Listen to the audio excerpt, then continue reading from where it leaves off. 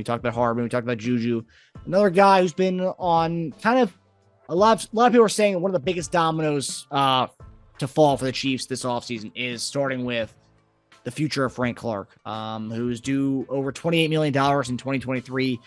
If he's cut, we will save around $21 million. So it's a big deal. A lot of money. At the Combine on Tuesday, Brett Veach seemed like the Chiefs could get a deal done with Clark that would keep both sides happy. And the quote, he said, we'll probably, to a certain extent, need some cap space. We have a long history with Frank and his agent, too. He'll be one of the many conversations we have this week and look forward to getting with him and seeing if we can work something out that makes sense for both parties. End quote. JD, you played in the NFL for a very long time. You know GM speak probably better than most of us do. But what do you think this means, what Brett Veach is saying, and what do you think the Chiefs should do? GM speak right there. That is, we got a number in our head, and if he's not close to it, goodbye. So that's what that means. And you've been around? Yes, he has. Everything he stated was true. Okay, we know Frank Clark. Been around. We're going to try to get something that works for both of us. They got a number in their head. Frank and his base got a number in their head. Okay? If they fall apart on any of that, deuces. That's what that means. That's what that means. That's my speculation of it. Okay? It's supposed to sound good. Right? You just got finished. Look, we just got finished winning the Super Bowl. All right, hey. We ain't gonna be the doom. Hey, yeah, absolutely. We're gonna look for the contract and try to sign, and he'd be happy. He's happy. Love him to death. Love Frank to death. It's NFL, man. This is business. So that's the reality. That's how they're gonna look at it. That's how Frank and them are gonna look at it. Numbers. It's a numbers game. Pure and simple. And so if they can save money because they're looking like, okay, in the future, how does this help our team? Retaining Frank Clark, keeping his contract, how does it help us get better, right? How does it help us go back to the Super Bowl? It's production. Does it warrant him getting paid this? His presence. Does it warrant getting paid this? And so all those things got to come into account. Pure and simple. So what do you think the Chiefs are going to do? And what would you do? Let's say you're Brett Veach. What do you do? I'm putting you in the Brett Veach baseball cap on. Brett Veach, hey, listen, we're going to look at the numbers. The number works well for the Chiefs based off what he's been able, his production, what he's been doing. And he's willing to sign this deal for this. Cool. I'm all for it. If he's not, then we could just move on. We just have to, Shoot, love him to death. Love Frank. I think we came back, man, with the energy, reinvigorated with what he wanted to do with his career, changed into like a different guy, had a different energy about himself, right? Shoot, it was what was needed. That was needed from him. So I'm Brett Veach. That's what I'm gonna do. Hey, Frank, look, man, we love you to death. You know that. You've been here, your family. That's how we're going to treat you. But this is what we're looking at. We're looking at this for the future. This is where our number is. And so we got to base it off productions. We love you. We ain't taking nothing away from you, but this is our business side, how we looking at it.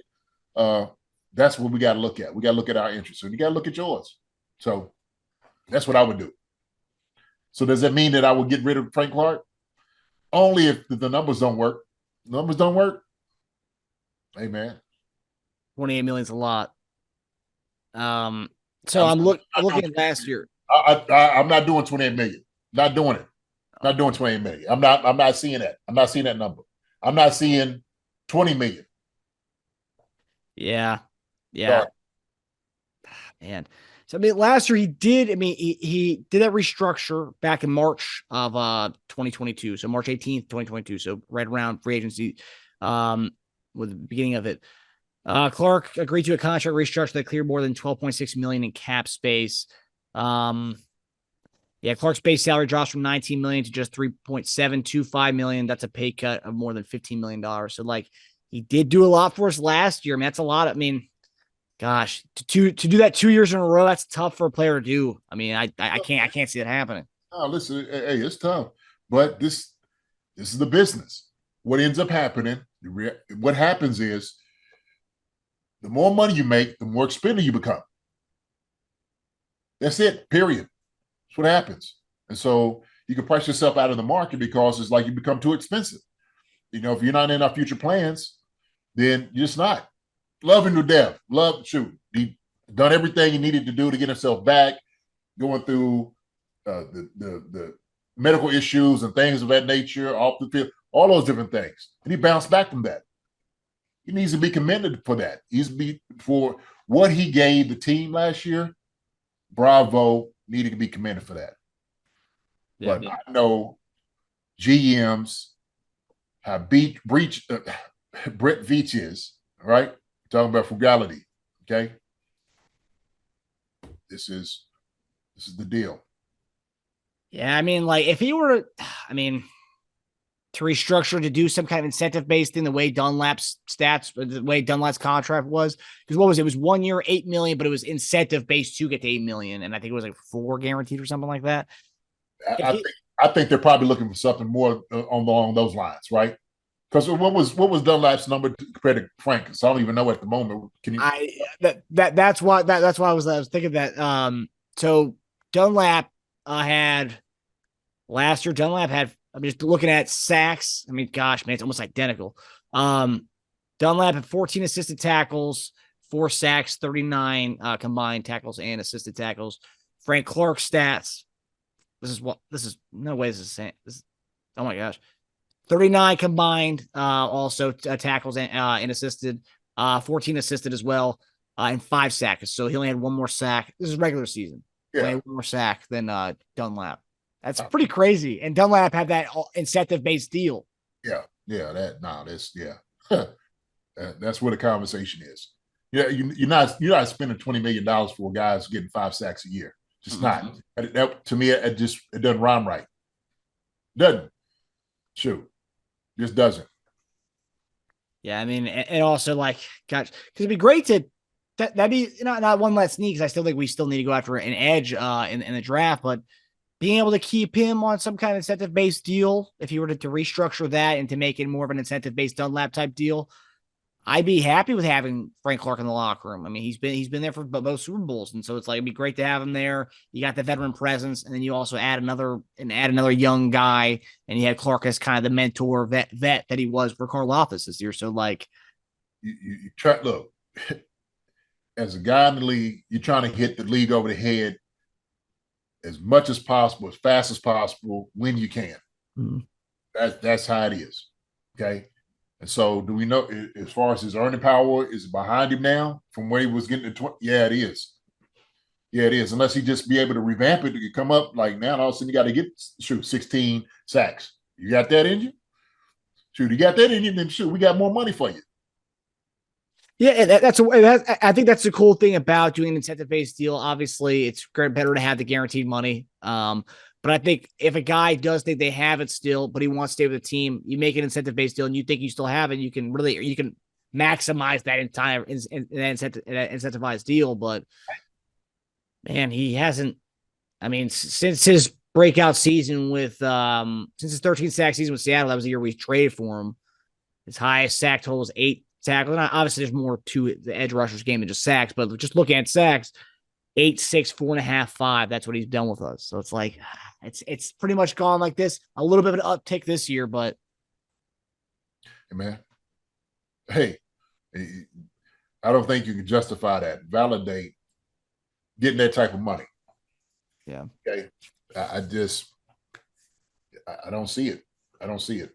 So, if we can get out there and get that money from somewhere else, man, go do it. I'm all for guys getting paid. All right, 100%. Shoot, get what you can get and hit them over the head as much as you can get, Frank. That's how I look at it. So if you need to put the pressure on Veach, then do it. Do it. Okay. I hope y'all find a good deal. But I just don't see Veach and them, giving up somewhere close to that, especially off the production. Yeah, it's just you don't see that happen that often where a player restructures to that extent every year. I mean, to restructure that much. He did with 12.5 million last year. To do that again, you're asking him to do something like that. We're talking in the 20s, possibly going maybe 19 million or 20 million. Oof, man, that's just, yeah, that's not happening. I just can't see that happening. And it's cool. He does want to be in Kansas State, so I hope they reach some kind of agreement, but just doesn't. They want him to be there. Yeah, they want him to be there for the right price. Yeah. But we'll see. That's that. They say that's the one of the first dominoes to fall, to see what happens with that. And obviously, Veach is getting asked about it at the combine. He knows he's got to do something in order to free up some more money for if we are to be able to sign our guy Orlando Brown for this lucrative deal, or be a tag, and also extend Chris Jones to give us more money, possibly, and give him a restructured deal, and also if we are going to be the ones to bring in DeAndre Hopkins at a $17 million a year price tag. I mean, there's so much. I could never be a GM. The whole money aspect thing throws me off so hard. I mean, just keeping tabs on all these things, man. It's wild to me. Listen, look, Veach is probably sitting there saying, who's ever asking this question, like, hey, man, listen, hey, order your drink, relax, have a seat. Okay, we'll worry about this some other time. Okay, we're relaxing right now. We ain't fooling with that. We know where we know where we at.